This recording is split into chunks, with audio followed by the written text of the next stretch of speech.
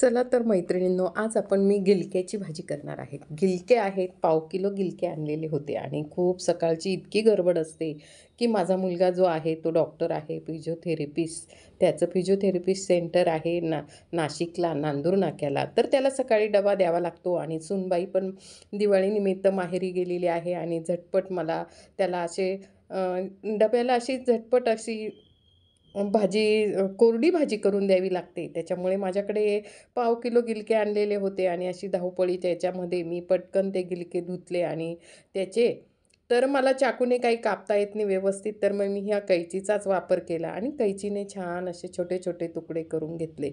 तर ही गिलक्याची भाजी खूप वेगवेगळ्या पद्धतीने केली जाते. कोणत्या भागामध्ये याला काहीतरी नाव आहे, घोसाळे का काहीतरी असं म्हणतात, पण आमच्याकडे इथे गिलके असे म्हणतात.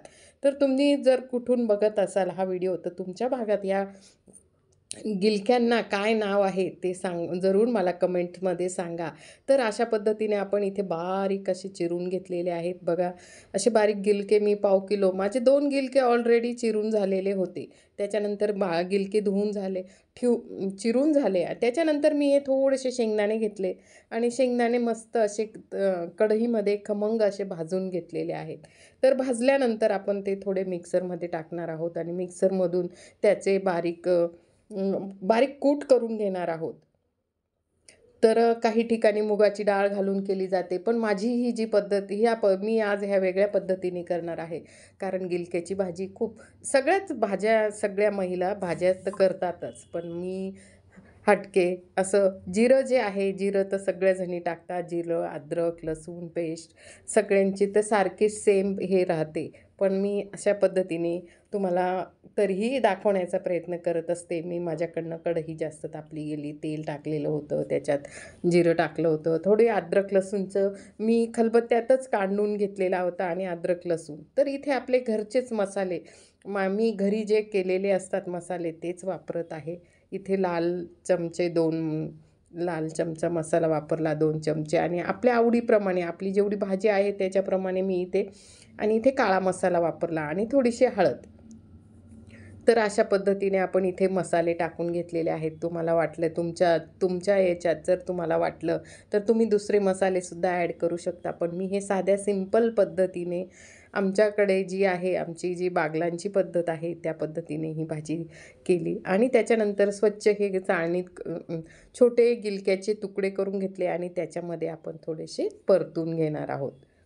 बघा, अशा पद्धतीने इथे पूर्ण ती परतून घेतल्यानंतर तर इथे मसाल्यामध्ये असे परतून घेतलेले आहेत आणि परतून झाल्यानंतर आपण त्याच्यात अजून पाणी टाकलेलं नाही आहे. थोडेसे आपण ते परतू देणार आहोत, म्हणजे ते थोडे गरम होऊ देईल.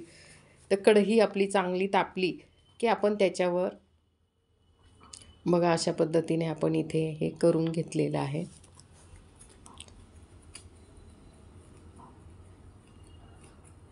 छान असे इथे आपला मसाला पूर्ण गिलक्याला लागून गेलेला आहे छान. त्याच्यानंतर थोडंसं हातात मी पाणी घेणार आहे आणि त्याच्यावर आपण थोडंसं पाणी शिंपडणार आहोत, की जेणेकरून ते गिलके पटकन आणि बारीक गिलके असले, कवळे गिलके असते की ते पटकन अशी ही भाजी तयार होते. तर असं थोडंसं पाणी हातावर घेतलं आणि थोडंसं पाणी टाकून घेतलं आणि पॅक झाकण ठेवून आणि असं 2 मिनटात ती भाजी आपण शिजवून घेणार आहोत. की गिलके हे शिजायला थोडंसं त्याचं जे कातडी कवळे असले तर त्याच्या आधी मीठ टाकून घेतलेलं आहे, थोडंसं पाणी टाकलेलं आहे. पाणी असं थोडंसं आपण हातावर घेऊन आणि असं शिंपडू. तर असं थोडंसं आता त्याच्यात झाकण ठेवून ती 5-1 मिनटं आपण अशी वाफवून घेणार आहोत, म्हणजे गिलके शिजले का नाही. ती अधूनमधून थोडीशी अशी बघा, असे गिलके शिजले का नाही अशी थोडीशी चमच्याने मी दाबून बघते आहेत की गिलक्याची जी वरची पाट असते, म्हणजे गिलक्याच्या वरचं जे कव्हर असतं ते थोडं शिजायला जड जातं. कारण काही गिलके जर असले तर त्याचं जे कव्हर असतं ते शिजायला तर खूपच कवळे असले तर ते पटकन शिजतात. तर अशा पद्धतीने आपण 1-2 वेळा मी झाकण उघडून बघायचा प्रयत्न केला की गिलके शिजले का नाही. तर थोडेसे शिजत आलेले होते आणि मग आपण इथे शेंगदाण्याचा कूट जो केलेला होता, तो थोडासा शेंगदाण्याचा कूट आपण याच्यात टाकलेला आहे. शेंगदाण्याचा कूट टाकल्यानंतर 5-1 मिनटं असं कढईत परतू दिलेलं आहे आणि त्याच्यानंतर परत आपण इथे कोथिंबीर टाकलेली आहे. तर बघा भाजीला छान असं पाणी तर आटून गेलेलं आहे. आपल्याला कोरडीच डब्यासाठी भाजी करायची होती. तर पाणी आटून गेलेलं आहे आणि छान अशी ही भाजी तयार झालेली आहे. मस्त तिला असं तर तेल सुटलेलं आहे. तर जास्त काही आपण तेलाचा वापर केलेला नव्हता आणि जेवढं आहे तेवढं. तर मग मला डब्या भरायची खूप घाई होती. मुलाला जायचं होतं. तर मी तुम्हाला म्हटलीच पहिल्यांदा की मम्मी त्याला डब्यामध्ये ती भाजी भरून दिली. मी डबा भरून देते आहे त्याला. त्याला जायची घाई होती आणि अशा पद्धतीने आपण आता इथे डबा भरून देत आहोत. डब्याला काय काय देते पूर्ण व्हिडिओ बघा. डब्यात काय काय नेतो माझा मुलगा. तर अशी आपण इथे गिलक्याची भाजी भरून दिलेली आहे. तर गिलक्याची भाजी भरल्यानंतर आपण इथे 3 पोळ्या ठेवून घेणार आहोत पटकन. त्याला घाई होत होती त्याच्यामुळे तो म्हणत होता, "आई लवकर डबा भर, मला वेळ होतो." की अशा पद्धतीने आपण इथे डबा भरून घेतलेला आहे. बघा इथे त्याला अशा 3 पोळ्या ठेवल्या आणि तो सकाळी अंडे खात नाही, तर तो अंडे दुपारी खात असतो. त्याच्यामुळे त्याचे 3 अंडे आम्ही त्याला तो उकडलेले 3 अंडे खात असतो नाश्ता करण्यासाठी. तो म्हणे मी तिथे गेल्यानंतर आणि अंडे इतके गरम होते, की माझे हात जळाले तिथे. तर ते 3 अंडे ठेवले त्याला आणि आपण असा डबा भरून दिला.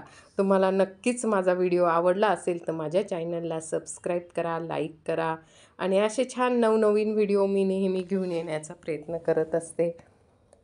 तर छान असे भाज्या बघत राहा, आनंदी राहा, मजेत राहा आणि माझे व्हिडिओ बघत राहा.